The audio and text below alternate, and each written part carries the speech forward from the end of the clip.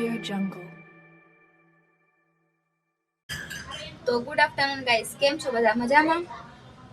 Good afternoon એટલે કે વાગવામાં આવ્યા છે 12:30 અને આજે મારે બ્લોગ લેતા થોડુંક મોડું થઈ ગયું છે કેમ કે થોડાક મહેમાન આવ્યા હતા એટલે, અને દીપને એ લોકો આજે કંઈક કામથી બહાર ગયા છે અને હું બી એક કામથી બહાર આવી છું મારા મામાજી સસરાને ત્યાં, અને મારું જમવાનું પણ અહીંયા છે. તો મળીએ થોડી વારમાં. થયા છે 1:30 અને હું જમવા બેસી ગઈ છું. જે સેવ ટમેટાનું શાક, બાજરીનો રોટલો અને છાશ, અને આજે મામીની સાથે જમવા બેઠી છું.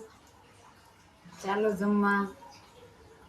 તો ચાલો ફટાફટથી જમી લઉં અને પછી મળીએ. તો ગાઈઝ, અત્યારે વાગવામાં થયા છે 5 અને બપોરે હું જમી કાઢવીને ઘરે આવીને હું સૂઈ ગઈ હતી કેમ કે મને ઊંઘ જ એટલી બધી આવે બપોરે, અને થોડું ઘણું કામ બાકી હતું તો એ પતાવ્યું, અને થોડા કપડાં પણ સંકેલવાના બાકી છે તો ફટાફટથી આપણે કપડાં પણ સંકેલી નાખીએ. તો આજે સાંજના 7 વાગવા આવે છે અને આજે મારા દિયરની ફરમાઈશ હતી કે આજે આપણે પુલાવ ખાવો છે, તો આજે આપણે પુલાવ બનાવીએ છીએ. તો પુલાવને ભાત પહેલા બાફવા મૂકી દીધા છે અને આટલું સમારીને રાખ્યું છે. થોડી વાર પછી આપણે મળીએ રેસીપીમાં.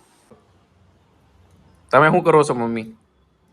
હું કોથમરી સંભાળું છું, વિધિને પુલાવ બનાવીશ. કેમ પુલાવ બનાવ્યો આજ? રવિને પુલાવ ખાવાનું મન થયું એટલે.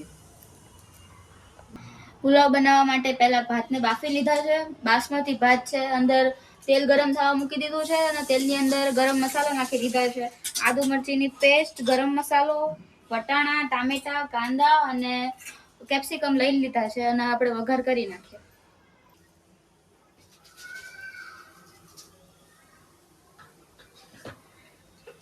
જીરુંનો વઘાર આવી જાય એટલે આપણે આદુ મરચીની પેસ્ટ ખાંડીને રાખી છે એ આપણે પછી અંદર એડ કરી દઈએ.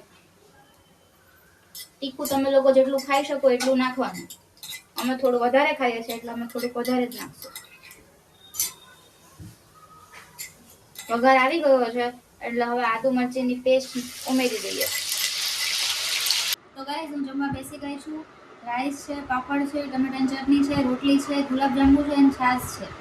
અને દીપે બી ખાલી રાઈસ જ લીધા છે અને શાક રોટલી નથી ખાવી અને એને છાશ ભાવતી નથી, અને એને ગુલાબજાંબુ ફેવરેટ છે. ગુલાબજાંબુ મને થોડા ઓછા ભાવે છે.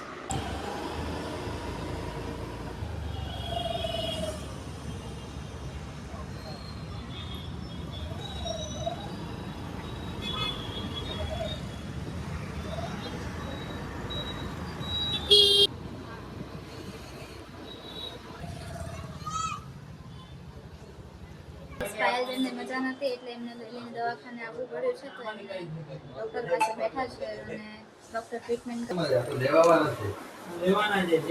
પાયલબેનને લઈને ઘરે આવી ગઈ છું અને દીપ વાળ કપાવવા ગયા હતા, તો વાળ કપાવીને ઘરે આવી ગયા છે અને મારી મમ્મીનો ફોન આવ્યો હતો કે તમે લોકો ઘરે બેસવા આવો, તો હું અને દીપ મારા મમ્મી પપ્પાના ઘરે જઈએ છીએ, તો મળીએ મારા પપ્પાના ત્યાં.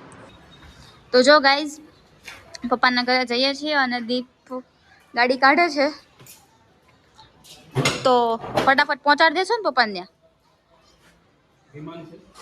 વિમાન તો નથી, મારા પપ્પા રાહ જોવો મારી, કેટલા દિવસથી મળવા નથી ગયા, તો પહોંચાડી દેશો ને પપ્પાને ત્યાં? ગાઈઝ, હું મમ્મીના ઘરે પહોંચી ગઈ છું. હાય, કેમ છો? મજામાં? અમારી ચેનલને સબસ્ક્રાઇબ કરજો, લાઈક કરજો અને શેર કરવાનું ભૂલતા નહીં. છે મારી નાની સગી બેન. કેમ છો? કેમ છો? મજામાં?